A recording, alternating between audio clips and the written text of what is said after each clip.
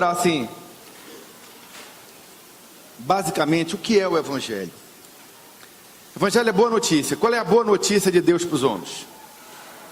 O que acontece é o seguinte: por causa dos nossos erros do passado, por mais que nós, a partir de agora, não errássemos mais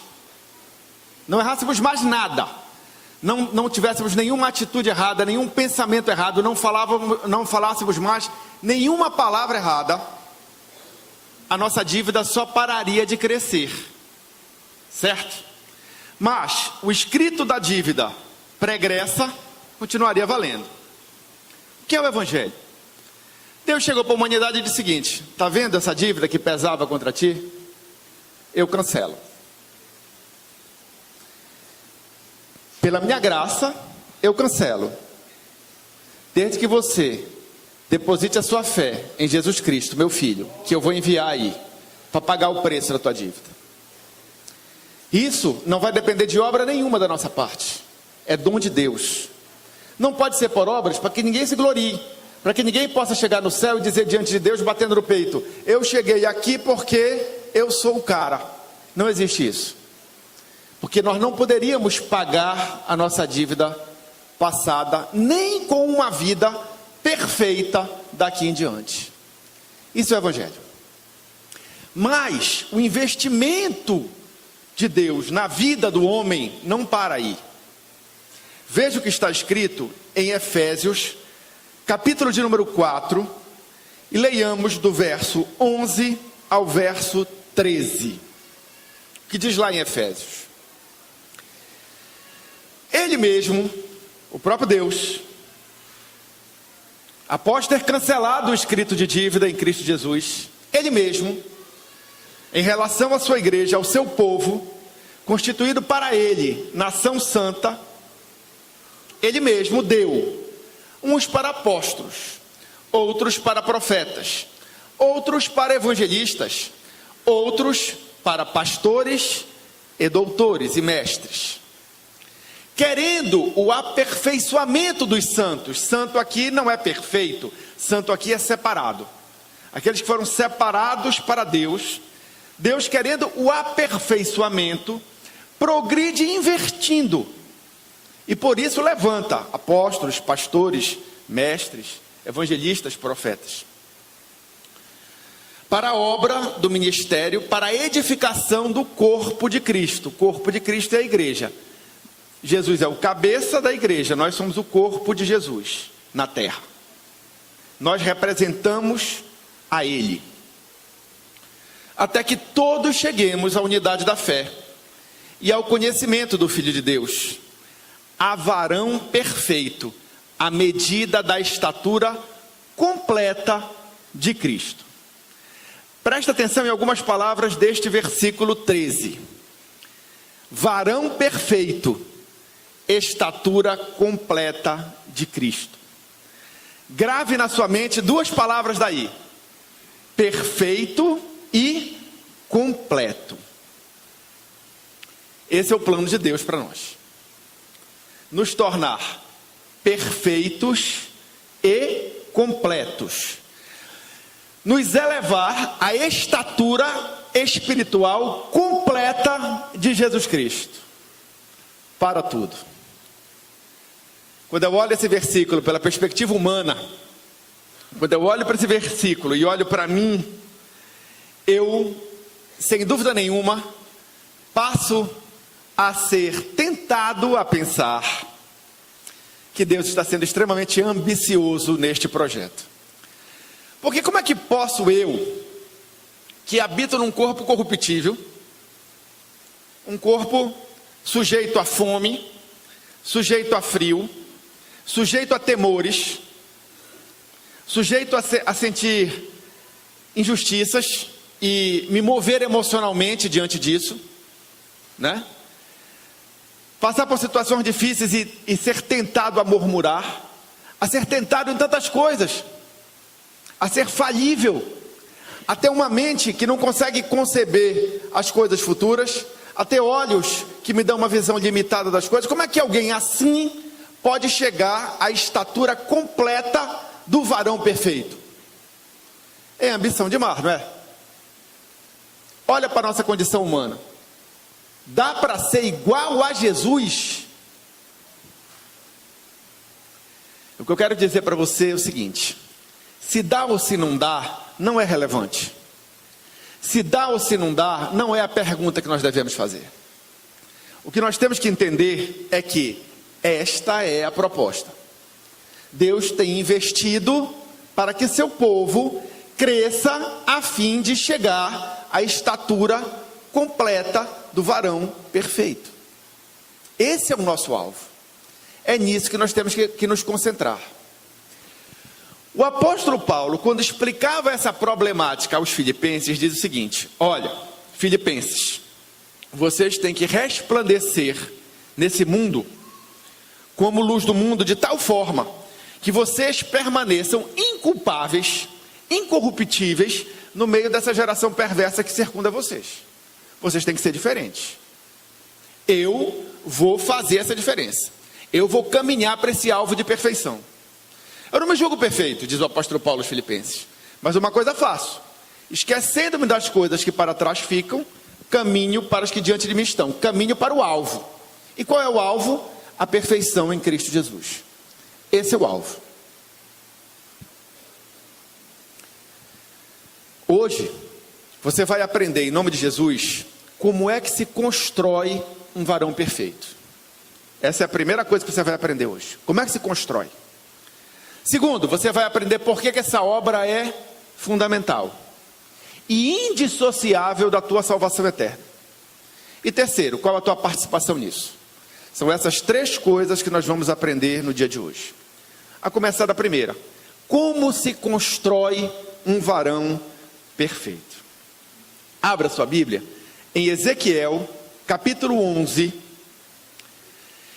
e leiamos do verso 19 ao 20. Eu peço que coloque a projeção, o verso 19 do capítulo 11 de Ezequiel. Nós vamos ver o 19 e o 20. Mas antes me permita uma explicação.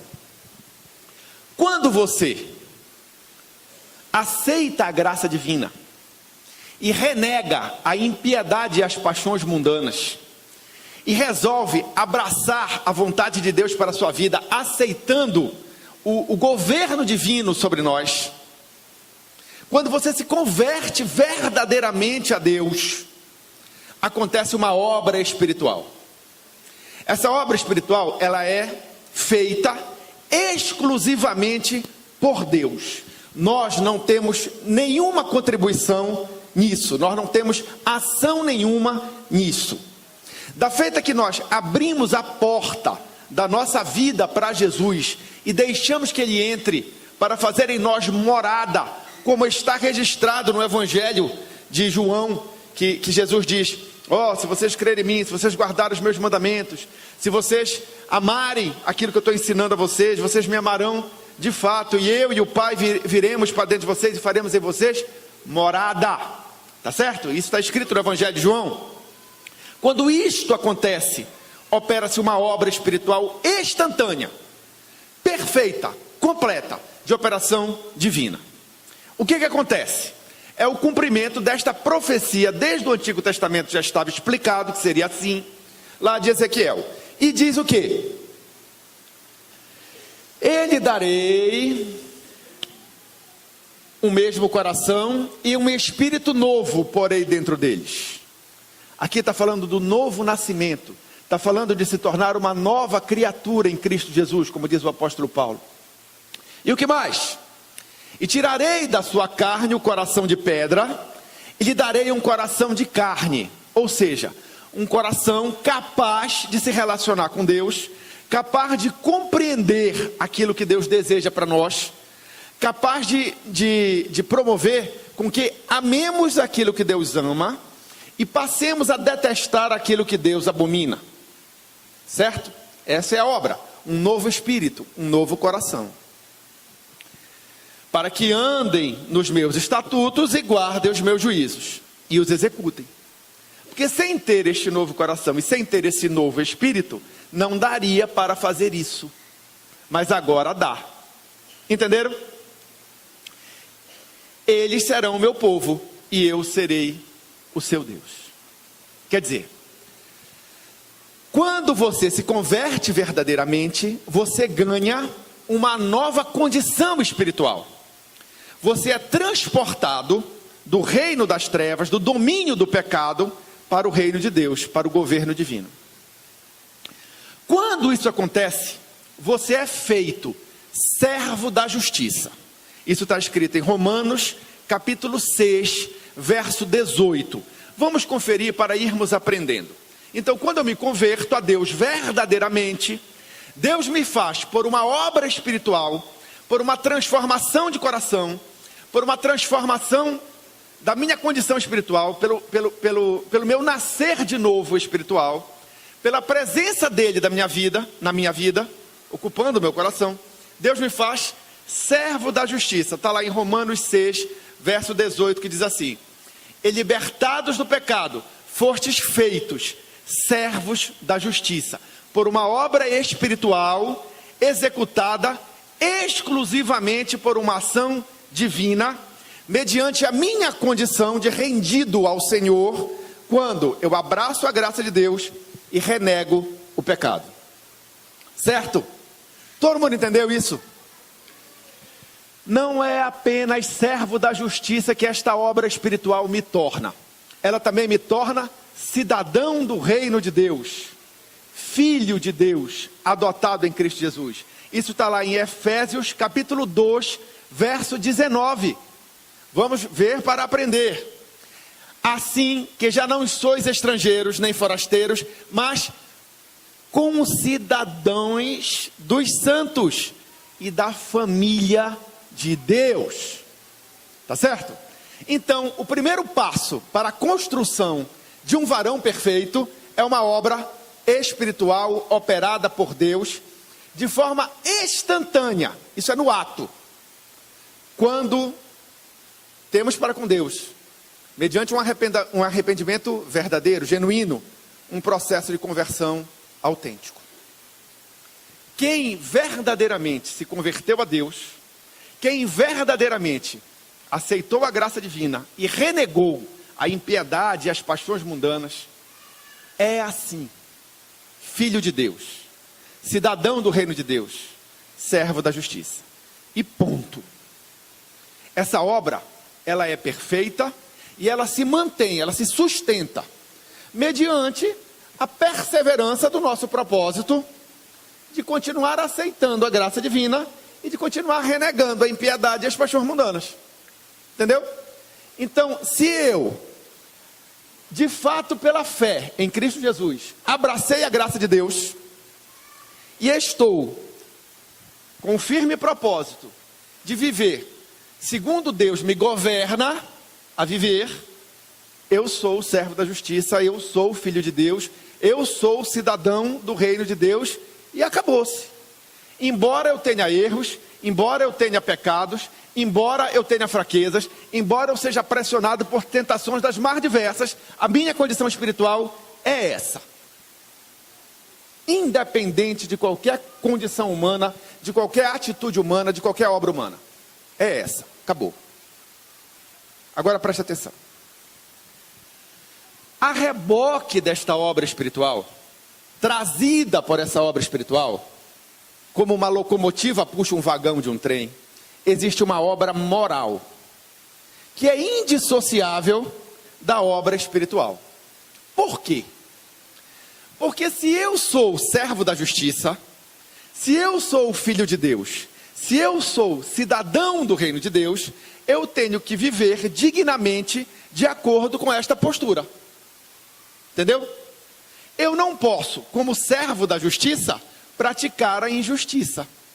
Eu não posso, como cidadão do reino de Deus, violar as leis deste reino.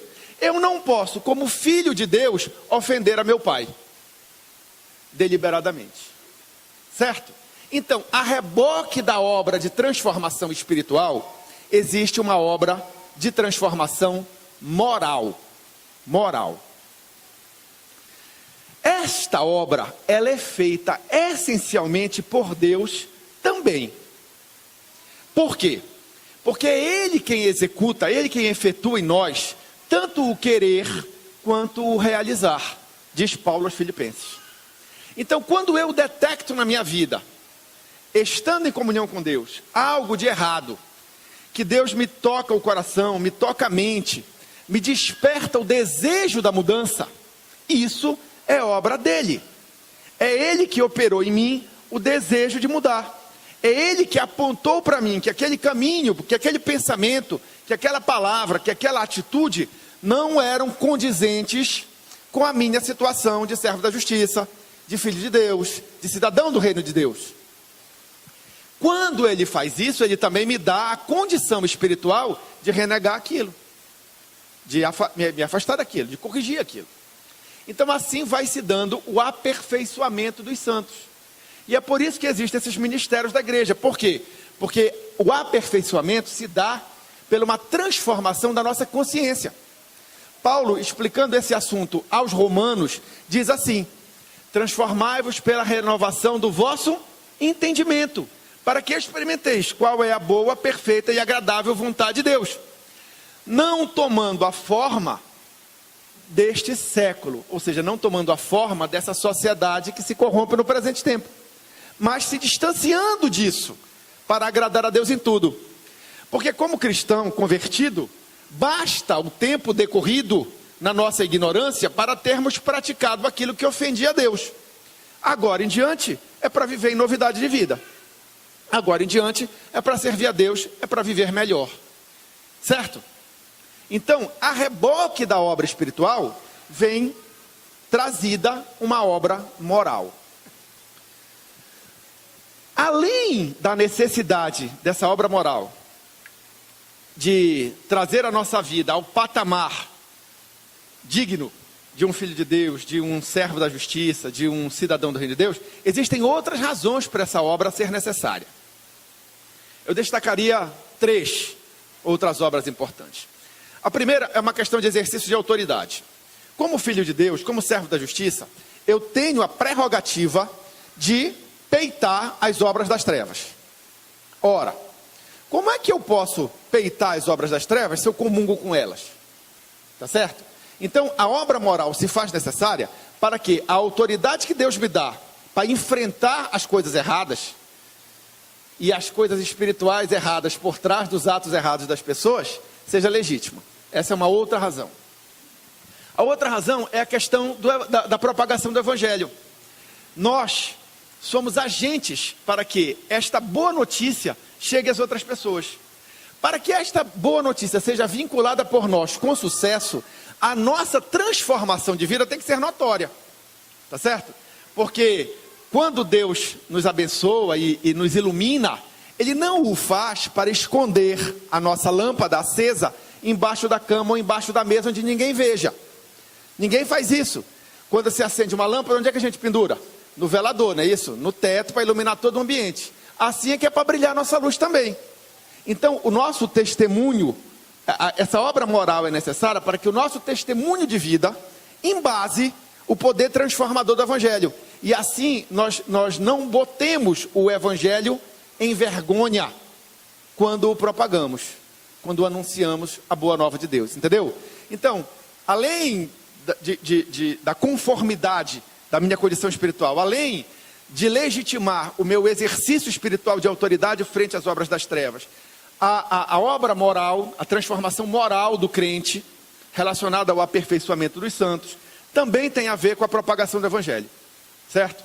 Porque já pensou uma igreja de péssimas atitudes, como é que ela pode dizer que Deus é bom? Como é que ela pode espalhar a mensagem do evangelho se ela age errado, se ela trata mal os outros, se ela murmura, se ela é uma igreja cheia de pessoas traidoras, mentirosas, enfim, seria um negócio desastroso, seria um negócio de vergonha para o evangelho, não seria?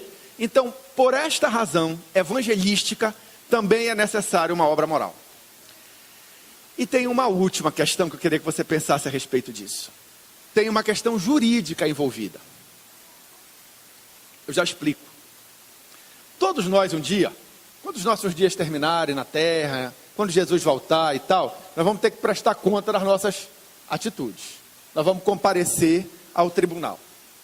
É certo que o julgamento dos salvos e o julgamento dos perdidos seguirão ritos jurídicos diferentes. A própria Bíblia explica desta forma. É um assunto mais complexo que não daria para nós abordarmos agora, o julgamento dos perdidos, o julgamento dos santos. Mas todos nós vamos ter que prestar conta.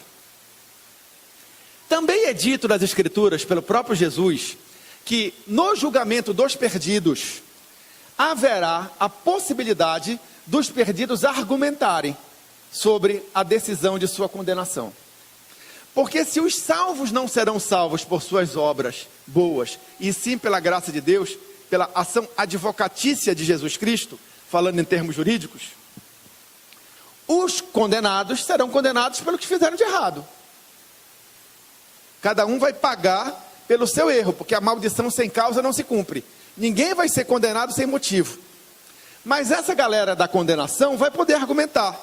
Onde é que está escrito isso na Bíblia? Lembrem que Jesus disse que no último dia, lá no dia do julgamento, haveria a possibilidade de questionar a condenação. Tanto que ele conta aquele exemplo, né?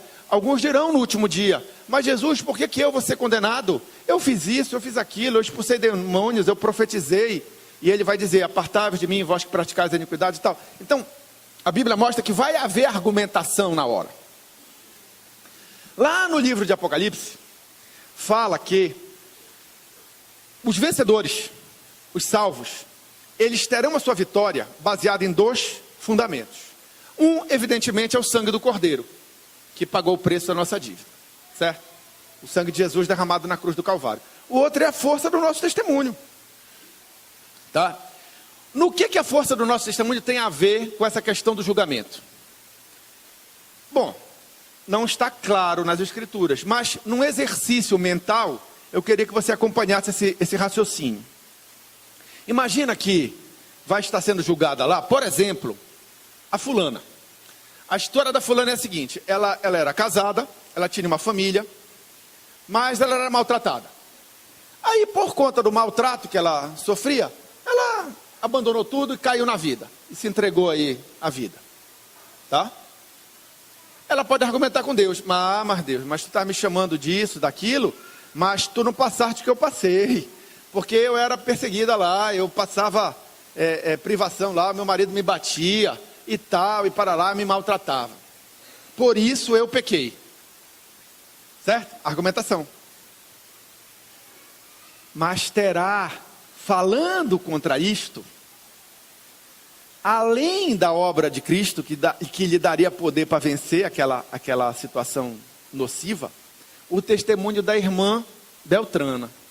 A irmã Beltrana era o seguinte: permaneceu fiel a Deus, embora fosse maltratada igualmente a outra que desistiu, mas sem nenhuma palavra, como diz o apóstolo Pedro lá em 1 Pedro capítulo 3, verso 1, sem nenhuma palavra, somente pelo seu bom procedimento, veio ganhar sua família para Jesus.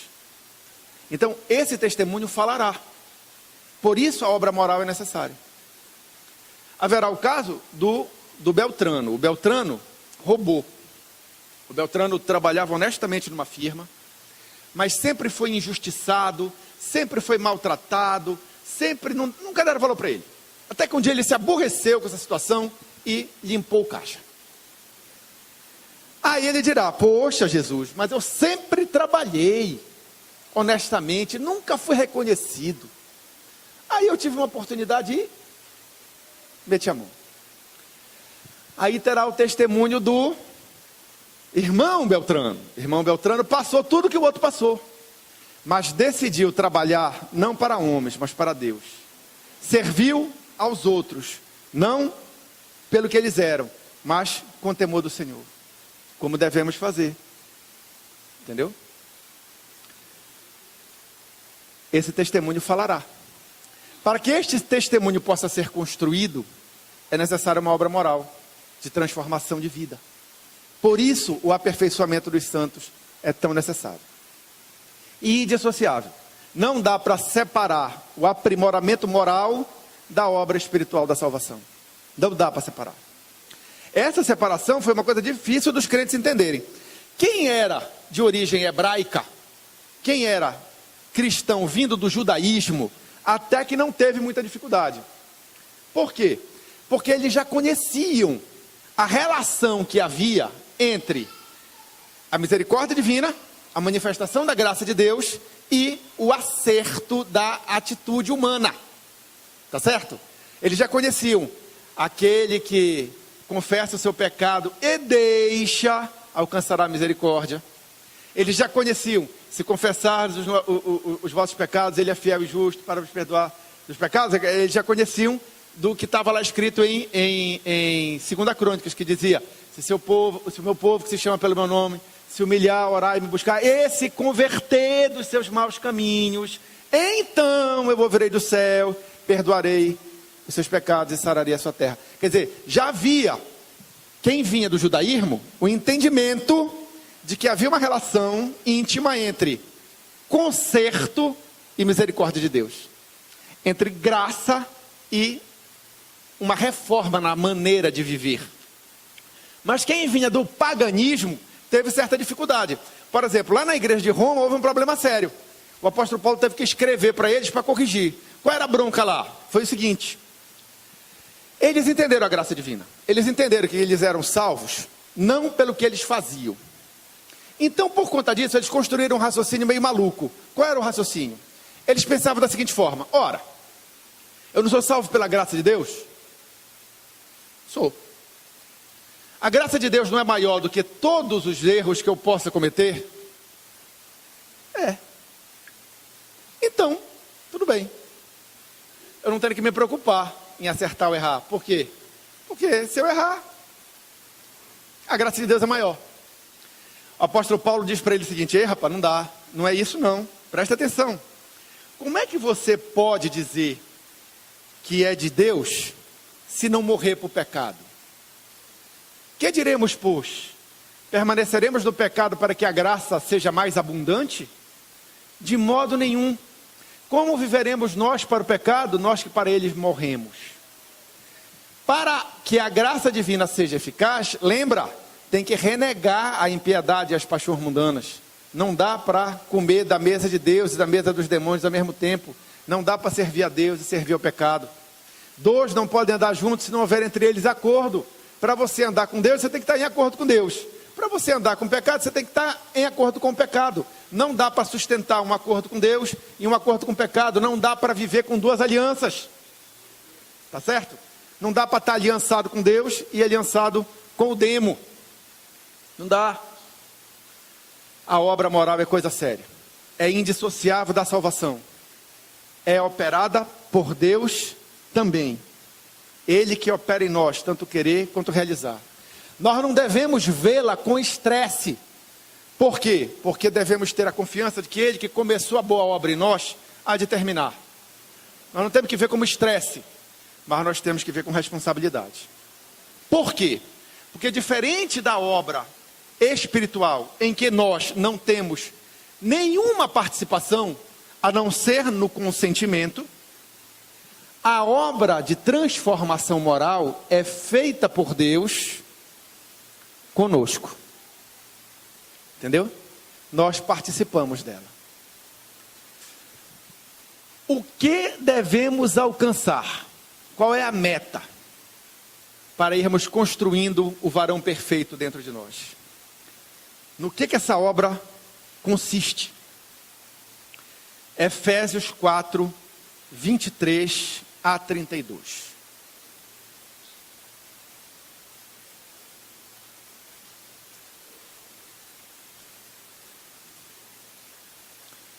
E vos renoveis no espírito do vosso sentido, e vos revistais do novo homem, que segundo Deus é criado em verdadeira justiça e santidade. Pelo que deixai a mentira e falai a verdade cada um com seu próximo, porque somos membros uns dos outros. Irai-vos e não pequeis, não se ponha o sol sobre a vossa ira. Não deis lugar ao diabo. Aquele que furtava, não furte mais. Antes trabalhe, fazendo com as mãos o que é bom, para que tenha o que repartir com o que tiver necessidade. Não saia da vossa boca nenhuma palavra torpe, mas só a que for boa para promover a edificação, para que dê graça aos que ouvem. E não entristeçais o Espírito Santo de Deus, no qual estáis selados para o dia da redenção. Toda amargura, e ira, e cólera, e gritaria, e blasfêmias, e toda malícia sejam tiradas de entre vós. Antes, sede uns para com os outros, benignos, misericordiosos, perdoando-vos uns aos outros, como também vos perdoou, como também Deus vos perdoou em Cristo. Está distante disso, meu irmão? Então essa obra tem que avançar na tua vida. Veja agora o que está escrito em 1 Tessalonicenses 4, de 1 a 7. Repetindo, 1 Tessalonicenses 4, de 1 a 7.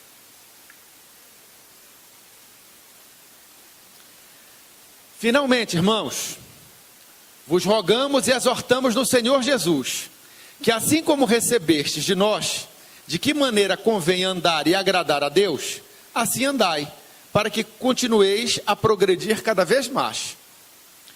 Porque vós bem sabeis que mandamentos vos temos dado no Senhor Jesus. Porque esta é a vontade de Deus, a vossa santificação, que vos abstenhais da prostituição. Que cada um de vós saiba possuir o seu corpo, o seu vaso, em santificação e honra. Não na paixão da concupiscência, no desejo maligno, como os gentios que não conhecem a Deus. Ninguém oprima ou engane a seu irmão em negócio algum, porque o Senhor é vingador de todas essas coisas, como também antes vos dissemos e testificamos. Porque não nos chamou Deus para a imundícia, mas para a santificação. Para que foi que Deus te chamou? Você está distante disso, irmão? Então a obra de Deus de transformação moral tem que progredir na sua vida. Deus está fazendo a parte dele. Se ela não está andando, é porque você não está fazendo a sua. Como é que você tem que andar? Efésios 5, 8. Que diz assim, ó. Porque no outro tempo erais treva, agora sois luz no Senhor. Se é que de fato você é a luz do Senhor. Se é que de fato você experimentou uma conversão verdadeira, um novo nascimento. Se isso de fato aconteceu, agora você é luz no Senhor.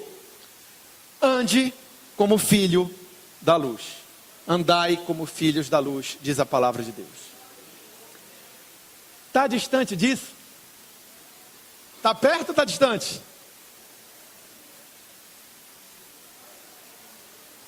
Mais ou menos.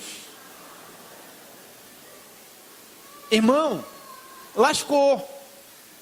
A sua salvação espiritual é presa a isso. Não é que seja causada por isso, entendeu? Mas ela é presa a isso. Não tem como você separar uma coisa da outra. Não tem como dizer que é filho de Deus se praticar a coisa errada. Se tu não tiveres compromisso com o acerto e não com o erro. Com quem está o seu compromisso? Com o acerto ou com o erro? Tá certo? Mas falamos que tem uma participação humana nisso, e isso é que é decisivo, porque a parte de Deus Ele fará. Podemos ficar descansados. Ele fará a parte dele. Qual é a nossa parte nisso?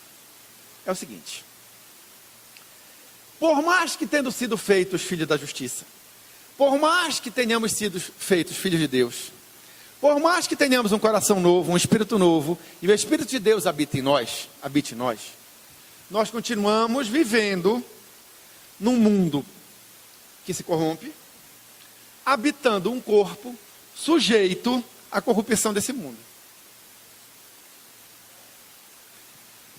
O espírito novo que temos, ele se opõe a tudo isso. Mas a nossa natureza antiga não aceita o que o Espírito está pedindo. A nossa natureza antiga não aceita que nós, tendo sido ofendidos e tendo a oportunidade de vingança, não nos vinguemos. Não aceita. A nossa natureza antiga não aceita que nós, se podemos alcançar uma vantagem em detrimento do outro, não façamos. Não aceita. Entendeu? A nossa natureza antiga não aceita que nós, adorando bolo de chocolate, e tendo um bolo de chocolate inteiro para comer, não comamos o bolo todo. Somos gulosos, né? A nossa natureza, ela é assim. Entendeu? E várias outras coisas. Aspectos dos mais diversos. Das vaidades, dos orgulhos, né? Da sensualidade, das malícias, de tudo. Como é que o apóstolo Paulo explica este conflito? Gálatas, capítulo de número 5, versos 16 e 17. Diz lá assim, olha. Você já vai entender qual é a tua participação na construção do varão perfeito. O apóstolo Paulo, na unção do Espírito Santo, diz assim: digo, porém, andai em espírito, e não cumprireis a concupiscência, ou seja, o desejo maligno da carne. Porque a carne cobiça, milita, luta, guerreia contra o espírito, e o espírito contra a carne, porque são opostos entre si. Estes opõem-se uns aos outros, para que não façais o que quereis espiritualmente falando. É aí que está a nossa participação na obra de construção do varão perfeito. Entenda, você tem dois lutadores. Você treina, você exercita, você alimenta. O outro, você não dá alimento, você não treina, você não exercita. Certo? Bota para brigar. Bota para lutar. Quem vai ganhar? O que está alimentado e exercitado. Correto? Não é assim? Então, é a mesma coisa aqui. Tá? O que nos cabe é fazer morrer a nossa natureza terrena. Para quando ela for se opor ao espírito, o espírito que está forte destrua a natureza terrena que está sendo mortificada. Tá certo? Sendo botada para destreinar, sendo botada para não se alimentar. E é por isso que as pessoas naufragam na fé. Porque elas não alimentam seus espíritos como deveriam, mas as suas carnes, elas alimentam bastante. Aí o que acontece? Na hora que vão brigar, a carne vence o espírito. E a carne vencer o espírito é a prova de que você não está com Deus, de que você não é da família de Deus, que você não é servo da justiça. Porque quem é o contrário. Por isso que o apóstolo Paulo diz: fazei morrer a vossa natureza terrena. Vamos tentar agora abordar o assunto de uma forma prática, para a gente sair daqui com uma visão concreta do que devemos fazer. Presta atenção. Só pelo fato de vivermos nesse mundo, a nossa carne já recebe uma dose diária de ração. Pelo simples fato de vivermos nesse mundo, de estarmos submetidos à sensualidade deste mundo, de estarmos submetidos à malícia deste mundo, de estarmos submetidos às murmurações que campeiam neste mundo, de estarmos sujeitos a nos depararmos com pessoas egoístas, pessoas irritantes, pessoas que nos aborrecem. Só pelo simples fato de vivermos aqui, a carne já recebe a sua ração diária. Então, para você vencer isso, você tem que dar uma ração maior ainda para o seu espírito. E como é que você faz isso? Como é que você se enche do espírito? Tá? Buscando a Deus, meditando nas escrituras sagradas, tendo uma vida consagrada de oração, incluindo na sua programação um santo jejum genuíno. Tá certo? Estando em comunhão com os santos, falando entre nós com salmos, hinos e cânticos espirituais. É assim que você se enche do Espírito. Às vezes a gente pensa que pelo simples fato de estarmos entre irmãos, estamos sendo edificados ou estamos contribuindo para a edificação deles. Mas se você for reparar, muitas vezes, até mesmo entre nós, conversamos coisas vãs que não transmitem graça.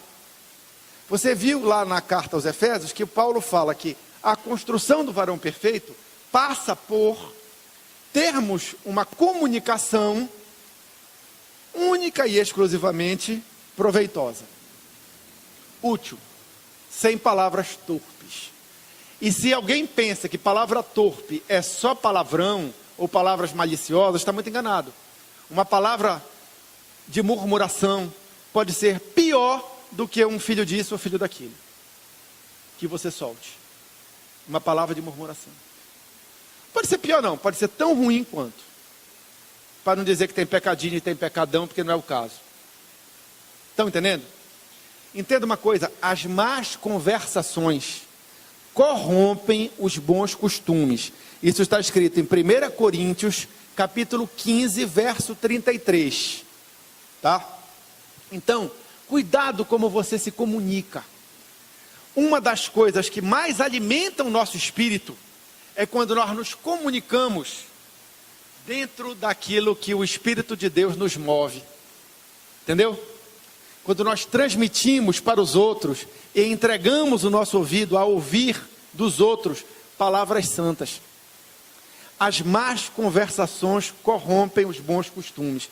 1 Coríntios 15, 33. Não vos enganeis, as más conversações corrompem os bons costumes. Não entregue o seu ouvido à murmuração dos outros. Tá certo?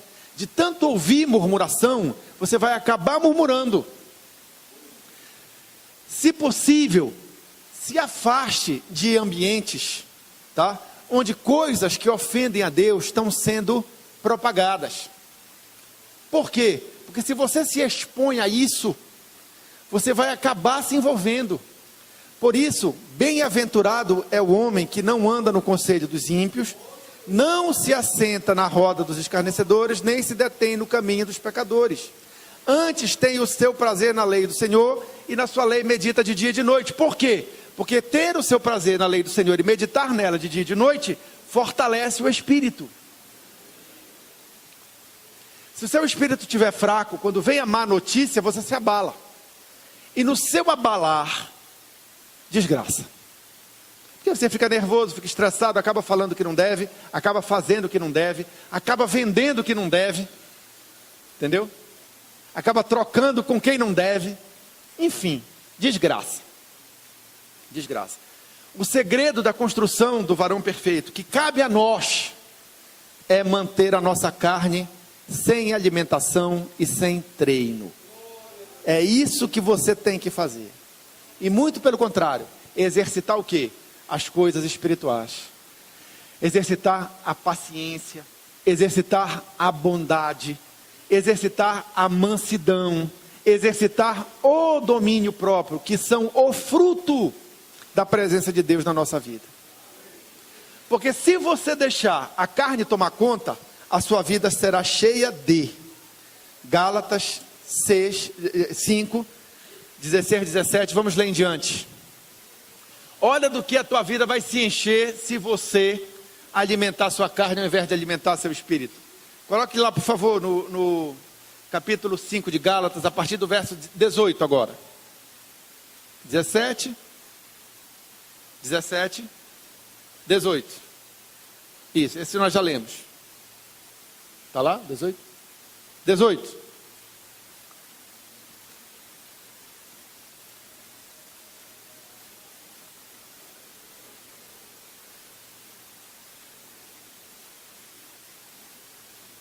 Mas se sois guiados pelo Espírito, não estar debaixo da lei do pecado que operava nas pessoas que não tinham a Jesus ainda como seu Salvador. 19. Porque as obras da carne são manifestas, as quais são prostituição, impureza, lascívia. 20. Idolatria, feitiçaria, inimizades, porfias, emulações, iras, pelejas, dissensões, heresias, invejas, homicídios, bebedices, glutonarias e coisas semelhantes a esta, acerca das quais vos declaro, como já antes vos disse, que os que cometem tais coisas não herdarão o reino de Deus. Quer herdar o reino de Deus? Então tem que renegar essas coisas. Como é que você pode renegar essas coisas? Não deixando sua carne ganhar força. E como é que você faz isso? se afastando da comunicação com coisas ruins e se apegando à comunicação com coisas boas. Esse é o macete que eu estou lhe dando esta manhã, em nome de Jesus. Tá? O que é que você pode fazer para chegar à estatura de varão perfeito? Aprenda a se comunicar. Não entregue seu ouvido a coisas erradas, nem saia da sua boca coisas erradas. Ah, irmão, isso é um desafio tremendo. É necessário, pessoal. É necessário. É de glória em glória, é de glória em glória, é de vitória em vitória. Mas Deus é poderoso para nos fazer caminhar em triunfo. Se você estiver conectado com Deus, fortalecendo o seu espírito, a sua carne não vai ganhar força contigo.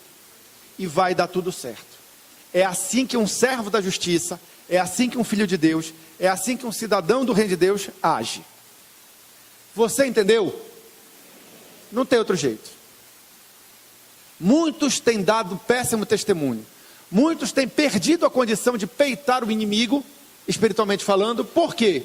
Porque estão enfraquecidos no seu espírito e fortalecidos na sua carne. Mas hoje a gente vai inverter. Hoje a gente vai virar o jogo. E eu gostaria de chamar o pastor Welton aqui para conduzir esse momento. Porque nós, Igreja do Senhor, temos que cair firmes nesse projeto.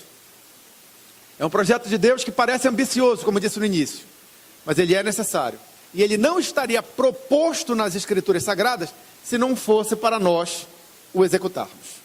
A nossa participação, perto da participação de Deus nesse processo, é muito pequena, mas ela é fundamental.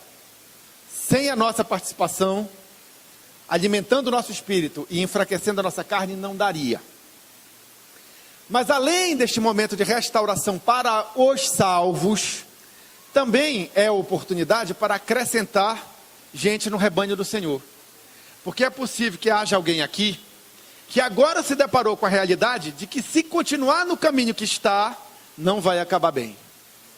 Hoje você tem a oportunidade de experimentar uma conversão genuína e sair daqui com um novo coração e com um novo espírito. Em nome de Jesus.